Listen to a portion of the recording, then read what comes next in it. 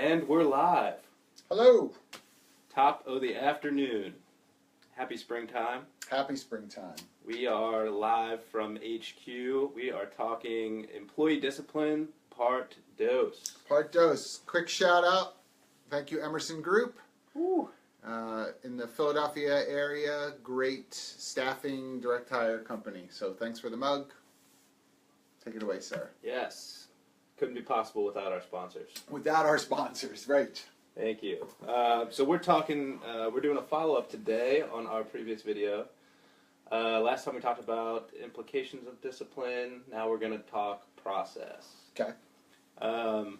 Why? Why do I need a discipline process? Why?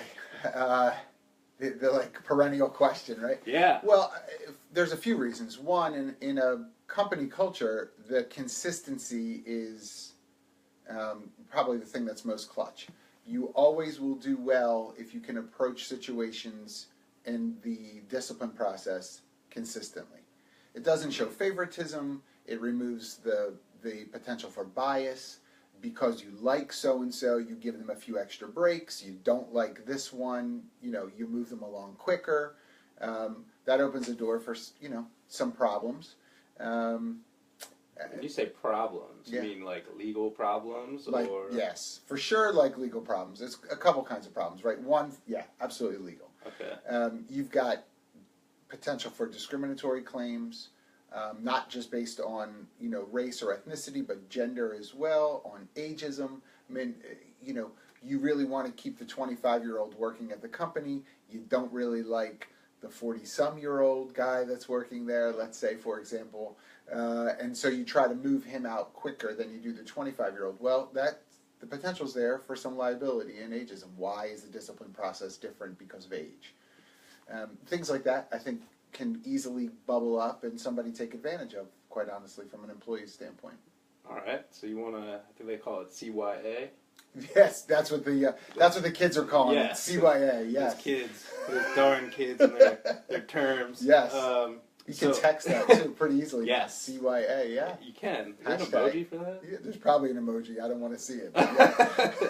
All right, moving on. So, in talking about sort of the legal impact of this discipline process, is there, in the creation of the discipline process, is there some sort of cultural implications? Oh, yeah. I mean, I think that a company has to make a decision about what discipline means for its organization. I think for some organizations, they take discipline to be only punitive. You get in trouble, and, we're the bad guy, and we're coming down on you like a hammer. I don't know if that's always the right tack to take. I don't mean specifically. Individually, there may be a time where you finally have to kind of drop that hammer to say, look, we've talked about this. Here are the write-ups. Here's the times that we've kind of taken you aside, tried to provide some coaching. You're not responsive. It doesn't seem like you care. You got to go. I think that's okay. But I think culturally you have to be thoughtful about what is the message that we want to send. If you really believe that the work that you're doing at your organization is valuable, and I would hope everybody does, but if you believe the work is valuable, then you sort of belittle it when you don't have a discipline process around it. You make it seem less than what it really is intended to be. You let people get away with things that take away from the work that's to be done, that impact the morale of those other coworkers around them. Those are cultural impacts. And so you'd be smart to sort of be consistent in that. Look, we love you. We're glad you're here. We love the fact that you're using your skill sets here. But you're playing in a sandbox with other people.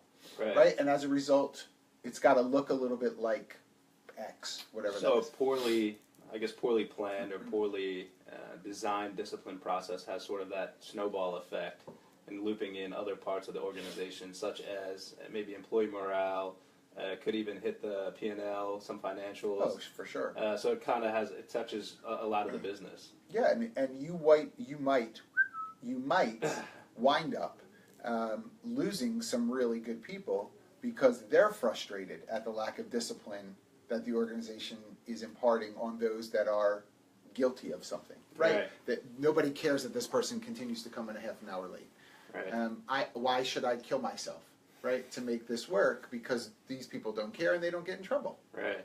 That is now you are establishing a culture, probably much different than you intend to, though. Okay. Right? Makes sense. And then in sort of creating the process, what are important pieces? I know it'll look a little bit differently by organization, but are there sort of foundational parts of a discipline process as maybe we begin to implement one or redesign ours? Yeah, I think it doesn't need to be long. That's number one. I think some people are convinced that it should be, 7 steps. I think that's too much, quite honestly. And I think that people should probably look at it a lot simpler. Probably your basic is verbal, written verbal, maybe a last and final, bye-bye. Right. Something like that works because you're giving someone an opportunity to be addressed, to be a little more formally addressed, to be most formally addressed, and then they have to exit the organization. So it's sort of like a 3 strikes and you're out, right? If you think of it like that. I don't think every single thing has to be a write-up in the beginning. I think of true verbal, not a written verbal, although written verbal could be that next warning, is okay. The past couple of days you come in 5 or 10 minutes late, Chris, what's going on? Is everything okay? You've been late the past couple of days. I've noticed. Do you need a hand with something? And so, and that's when you can have those conversations like, honestly, my kids have a new schedule and I'm trying to adjust, or, school's back in session, or I'm trying to work out at the gym and I'm trying to get my timing right in the morning and it seems like I'm hitting more traffic because I'm starting to work out again. Well, I want to encourage the working out, right? As an employer, Sure. I want you to have work-life balance. I want you to be healthier, all that good stuff, work-life integration. That's a whole other topic. But next time, right? That kind of stuff I want to encourage. If I only do it as a discipline, here's your write-up. You were 5 minutes late the past 2 days. Sign this. You're probably not going to be as free to be like, look, I'm trying to get my schedule together. I'm trying to work out. I would miss out on that opportunity to connect better. And I'd want to be aware, sort of, that this is something that we've implemented. This may come next, right? So you're late today, but here's the new process. So it makes sense why you'd want to sort of prep with those more official verbals. Now, I will say, if I could, you're asking me about a general process, and that's what I'm answering. That does not mean that those steps, depending upon the infraction, have to be used all the time.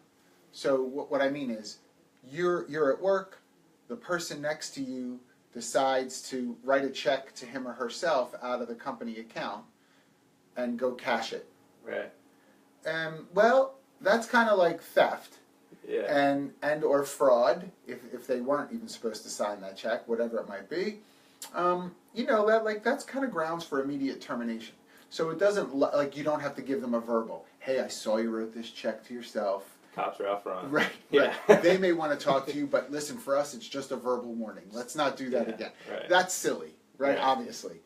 You can bypass that, but I think that in your handbook, you should be very clear about what the discipline process typically is, but have the caveat in there to say, but depending upon the level of infraction, the illegality of it, we reserve the right to speed this up. Brings up another good point, too. I mean, the consistency in applying the process without sort of sticking to it, super strictly in that situation where you have an employee that's maybe forging checks or cashing company checks, and then I showed up late once.